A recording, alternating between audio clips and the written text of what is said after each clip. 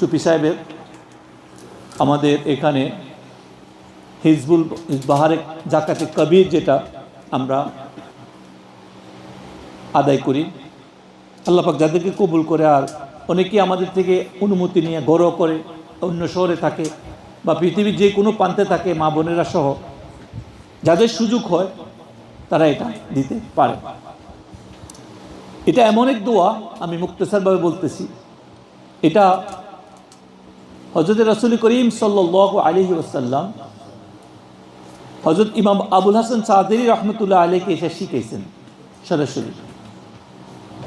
সমস্ত উলামায়ে কেরাম যারা পক্ষ বিপক্ষ, বর্তমানে অনেক ইখতিলাফ, সব পক্ষ এই দোয়ার ভিতরে কোনো দোষ খুঁজে পায়নি। এই দোয়া এমন এক দোয়া সম্পূর্ণ সহিহ হাদিস এবং কোরআনের আয়াত দ্বারা করা হয়েছে। এই জন্য উলামায়ে রাসিকিন যারা যুগে যুগে হইয়া আসছে, তারা সব তরিকায় এই দোয়া, এটা লম্বা আলোচনা ইনশাল্লাহ, আমরা আপনাদের যদি নসিব হয় আমরা এটা আলাদা ইয়া করবো ইনশাল্লাহ। অনেক জায়গা আছে, আপনারা শুনতে পারবেন। তো এটার বরকত কি বলে, যে ব্যক্তি আমার কথা নয়, হযরত কাজী আইয়াজ রহমতুল্লাহ আলাই উনি লিখছেন ওনার কিতাবের মধ্যে যে যেই ব্যক্তি প্রতিদিন কোনো আল্লাহর বান্দি যদি কোনোদিন সূর্যোদয়ের সময় প্রতিদিন একবার করি পড়ে এই দোয়া, আল্লাহ পাক তাকে 7 রকমের পুরস্কার দান করবেন। 7 রকমের। প্রথমত হইল তার যে কোনো নেক দোয়া, ওই দিন যে কোনো নেক দোয়া আল্লাহর কাছে করব। নেক দোয়া পর্যন্ত আমরা তো অনেক সময় আমাদের মতো চাই। নেক দোয়া মানে হইল আল্লাহ পাক যেভাবে খুশি হবে সেভাবে চাওয়া, এটাকে নেক দোয়া বলে। তো করে আল্লাহ তা কবুল করবেন।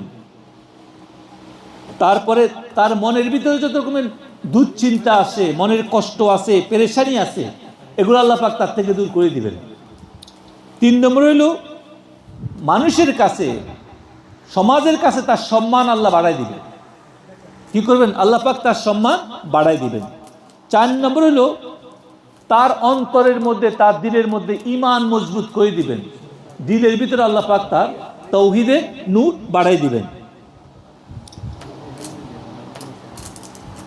তার দুনিয়ার যত রকমের কঠিন কঠিন কাজ আছে সেগুলো আল্লাহ পাক সহজ করে দিবেন।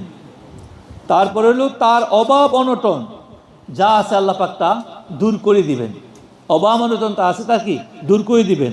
7 নম্বর যেটা, তাকে জিন ইনসান আসমান জমিনের যাবতীয় যত রকমের বিপদ আপদ আছে সেগুলো থেকে আল্লাহ পাক তাকে রক্ষা করবেন। আর কোনো কিছু বাকি আছে? এটা একবার পড়লে এমন দোয়া যে আপনি কোনো রকমের আর কোনো বিপদ বাকি কি আপনার 1 নম্বরে আপনার দোয়া কবুল হবে, নেক দোয়া। 2 নম্বরে আপনার সমস্ত দুশ্চিন্তা মনের কষ্ট দূর করে দিবে।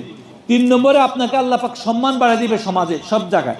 4 নম্বরে আল্লাহ পাক আপনার ভিতরে ঈমান মজবুত করে দিবে। 5 নম্বরে আপনার যত রকমের দুনিয়ার যত কঠিন কাজ আল্লাহ সহজ করে দিবে। 6 নম্বরে আল্লাহ পাক আপনার যত অভাব অনটন আছে, জীবনের যত রকমের কষ্ট আছে সেগুলো আল্লাহ অর্থনৈতিক সমস্যা দূর করে দিবেন। 7 নম্বরে আপনার যত রকমের জিন ইনসান দুশ্মন আছে, দৃশ্যমান জাদু টোনা তন্ত্র মন্ত্র বিপদ আপদ, এগুলো থেকে আল্লাহ পাক হেফাজত করবেন। আর কি দরকার আছে? একবার যদি পড়তে পারেন, খালি এক্সাম্পল দিলাম, এটা অনেক ফজিলত। আমাদের বুজুর্গানে দিন বলে যে এই দোয়া পড়ে কাফি তার জন্য সব কিছু আল্লাহ পাক তাকে হেফাজত করে। তারপরে হযরত ইমাম আবুল হাসান সাদেরী রহমতুল্লাহ আলাইহি তিনি বলছিলেন যে বাগদাদ যে হাল্লাকু ধ্বংস করছিল এরা, বলছে আমার এই দোয়া যদি হিজবুল বাহার শরীফ বাগদাদে পড়ে হতো, বাগদাদ কোনোদিন কেউ ধ্বংস করতে পারতো না। আল্লাহ পাক এমন পাওয়ারফুল দোয়া এটাকে দিছে। এই জন্য এই পথে যারা সারা জীবন নামাজ আদায় করছেন, রোজা রাখছেন, পীরের ওজিফা করছেন, কোনো বরকত পান না, তারা এই দোয়া পড়ে দেখেন, আপনার রুহানি আধ্যাত্মিক বরকত আল্লাহ পাক দিবে। তারপরে আর এই দোয়ার মাধ্যমে অনেকে অনেক গোপন রহস্য কাশফ আল্লাহ পাক তাদের খুলে দেন। অনেক গোপন রহস্য যাদেরকে আল্লাহ পাক নেক সুরত দিয়েছেন, আল্লাহ পাক তাদেরকে অনেকে অনেক কিছু জানতে চায় না, মনে হয় যে না অনেক কিছু, কিন্তু আল্লাহ পাক তাদেরকে অদৃশ্য এই দোয়া পড়ার মাধ্যমে যদি আল্লাহ কবুল করে, আল্লাহ পাক অদৃশ্য অনেক কিছু আল্লাহ পাক তাকে স্বপ্নযোগে বিভিন্নভাবে আল্লাহ পাক তাকে দেখান। তারপরে আবার আরও কিছু উপকার আছে, ওলামায়ে কেরাম বলছেন, যেমন এই দোয়া যদি কোনো ঘরের মধ্যে লেখি রাখি দেওয়া হয়, তাহলে ওই বাড়ি আগুন থেকে, ডাকাত থেকে, চোর থেকে, বদমাশ থেকে আল্লাহ পাক, দুর্ঘটনা থেকে ওই বাড়িকে আল্লাহ পাক হেফাজত করেন। তারপরে হলো কোনো জালেম, কোনো এলাকাতে জালেম কারো উপর অত্যাচার করে, সেখানে যদি এই দোয়া পড়া হয়, জালেমকে আল্লাহ পাক, জালেম থেকে ওদেরকে আল্লাহ হেফাজত করেন। আর বলি 5 ওয়াক্ত নামাজের পরে যদি, প্রতি নামাজের পরে যদি কেউ যদি এটা পড়ে, প্রত্যেক নামাজের পরে যদি একবার করে, জামানার যত ফিতনা আসুক না কেন, যত রকমের সমস্যা, দুর্ঘটনা থেকে আল্লাহ পাক তাকে হেফাজত করবে এবং আখেরাতে আল্লাহ পাক তাকে সৌভাগ্য লাভ করবে।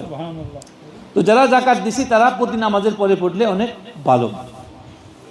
জুমার দিনে জুমার নামাজের পরে বা প্রতি নামাজে পড়লে আল্লাহ পাক তার সব অভাব দূর করে দিবেন। তারপরে আল্লাহ পাক এই দোয়া পড়ার কারণে তাকে আকস্মিক, মানে হঠাৎ মৃত্যু থেকে, আগুনে পড়ি মৃত্যু থেকে, পানিতে পড়ি, আগুনে জ্বলি মৃত্যু থেকে, পানিতে পড়ি মৃত্যু থেকে, দুর্ঘটনা থেকে আল্লাহ পাক তাকে হেফাজত করবেন। সফরে যাওয়ার সময় যেটা যদি পড়ে, এটা তো সমুদ্রে দেওয়া হয়েছে, বাহার মানে সমুদ্র, যদি সমুদ্রে বা জাহাজে এই দোয়া পড়ি কেউ যায়, আল্লাহ পাক তাকে পুরো রাস্তা হেফাজত করবেন। তারপরে কেউ যদি এই দোয়াকে কোনো কবরস্থানে যাই পড়ে, আল্লাহ পাক কবরস্থানের মুদ্দাদের আযাবও মাফ করে দেন। এখন দেখেন কত বরকতপূর্ণ একটা দোয়া আমরা পড়ি প্রতি মাসে একবার। এই দোয়া পড়ি, দম করি, আমরা যে পানি দিচ্ছি এই পানি অনেক সাফা, এই পানি কি অনেক সাফা। আর এই পানি সাফা কোনো নিয়ত করি, খাস নিয়ত করি পড়লে আল্লাহ পাক এই দোয়ার বরকতে, এই পানির বরকতে আল্লাহ পাক অনেক কঠিন রূপ থেকে, অদৃশ্য রূপ থেকে আল্লাহ পাক হেফাজত করবে। আমরা ইনশাআল্লাহ এটার উপর আলোচনা। আপনারা যারা যাকাত দিতে চান, যারা পড়তে চান, আমাদের সেন্টারে যোগাযোগ করবেন। আর যারা বাড়ির থেকে করতে চায় তারা আমাদের থেকে অনুমতি নিয়ে করতে পারবে। ইনশাআল্লাহ লাইভে আমরা এটা সিস্টেম করে দেব, কীভাবে করবে, অনলাইন পূরণ করি। আর আমাদের এখানে 5 বা 6 তারিখ থেকে আমরা 3 দিনের জন্য এখানে যাকাতে বা ইত্তেকাফের সহিত হয় ইনশাআল্লাহ। সবাই ইহরামের সহিত এখানে ইত্তেকাফ করা হয় 3 দিন। যারা যারা থাকে, আল্লাহ পাক বাইরের থেকেও লোক আসে, আল্লাহ পাক আপনাদেরকে বরকত দান করুক। আমরা এটার জন্য ইয়া করবো ইনশাআল্লাহুল আজিজ।